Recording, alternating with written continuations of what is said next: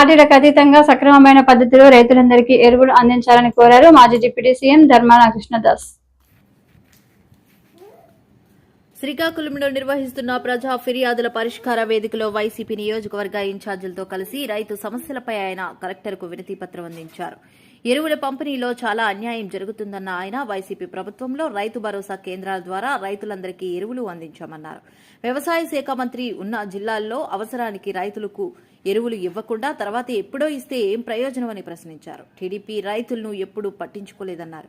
చంద్రబాబు నాయుడు పరాకున చెప్పారో లేక మనసులో ఉన్నది చెప్పారో కానీ తమ ప్రభుత్వంలో రైతాంగానికి ఏమీ చేయమని చెప్పారన్నారు. శ్రీకాకుళం జిల్లాలో అధిక శాతం మంది రైతులే అని, వ్యవసాయంపై ఆధారపడ్డ రైతులందరికీ సకాలంలో సాగునీరు, ఎరువులు అందించాలని ప్రభుత్వాన్ని కోరారు. చెప్పడం జరిగింది. ఏదేమైనా చాలా అన్యాయంగా ఎరువులు పంపిణీ జరుగుతోంది. గతంలో మనం రైతు భరోసా కేంద్రాల ద్వారా చాలా ఫ్రీక్వెంట్గా రైతులకు ఎక్కడ ఇబ్బంది లేకుండా సఫిషియెంట్గా మనం మెన్యూస్ ఇవ్వడం జరిగింది. అటువంటి కోకడి ఈవేళ ఏం లేదు. మరి సాక్షాత్తు వ్యవసాయ మంత్రి గారు ఇక్కడ శ్రీకాకుళం జిల్లాలో ఉన్నారు. రైతులకి అదును పదును, రైతు అన్నది వ్యవసాయం అదును పదును. ఒక సక్రమమైన టైంలో అందించలేకపోతే ఎరువులకు ప్రయోజనం కూడా లేదు. ప్లాంటేషన్ వేసేటప్పుడు దమ్ములో మనకి సహజంగా ఎరువులు కావాలి కొన్ని. ఆ ఎరువులు అన్నవి ఇప్పుడు అందటం లేదు రైతులకి. అలాగే నీరు కూడా ఆ ప్రాంతం అంతటికి కూడా నీరు లేదు. మా ప్రాంతంలో కూడా ఎక్కువ వీటికంతటికి నీరు అందట్లేదు. ఇవన్నీ ప్రధానమైన సమస్యలు అనేకం ఉన్నాయి. ఈ అన్ని సమస్యలు తీర్చే దిశగా ఒక రిప్రజెంటేషన్ వైఎస్ఆర్ పార్టీ తరఫున మా జగన్మోహన్ రెడ్డి గారి నాయకత్వంలో మరి కోఆర్డినేటర్స్ అందరూ కలిసి ఇవ్వడం జరిగింది. మరి పరిష్కరించాలని చెప్పి మేము కోరుతున్నాం. ఇక్కడ పార్టీల పరంగా చూడకుండా అక్కడ నాయకత్వం అక్కడ పంపిణీ దగ్గర కూడా పార్టీ పరంగా నడుస్తుంది. ఇవన్నీ ఇటువంటి అక్రమాలన్నీ అరికట్టి సక్రమైన పద్ధతిలో అందరికీ అందే విధంగా చేయమని చెప్పి మా రిక్వెస్ట్. ఖచ్చితంగా జరుగుతున్నాయి సార్. రైతు అన్నదానికి ఒక ప్రధాన వ్యక్తిగా టీడీపీ ఎప్పుడూ భావించలేదు. మొన్న ఏదో స్ట్రోలింగ్ కూడా చూశాను నేను. మా ప్రభుత్వంలో రైతాంగానికి మేమేం చేయమన్నట్టుగా స్వయంగా చంద్రబాబు నాయుడు గారే చెప్పారు.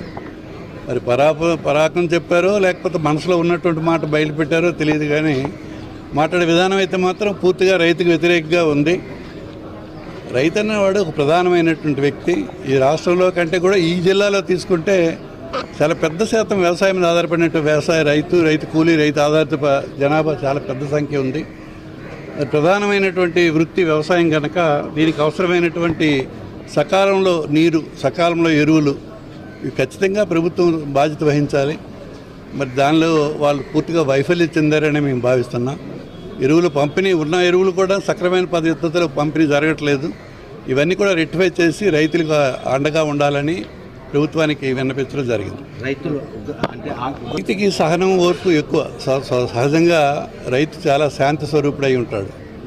తన వృత్తి అటువంటిది, చాలా కష్టంతో కూడినటువంటి వృత్తి. కానీ కడుపు పండినటువంటి రైతుకి మరీ ఇబ్బంది జరిగితే ఖచ్చితంగా తిరుగుబాటు జరుగుతుంది. మరి ఆ పరిస్థితులు రాకుండా చూడాలని కోరుతున్నాం. కానీ ఆ తిరగబడాలని దానికి ప్రభుత్వం స్పందించడం అనేది కరెక్ట్ కాదు. అటువంటి తిరుగుబాటు రాకుండా చూడాల్సిన బాధ్యత అయితే ప్రభుత్వానిదే.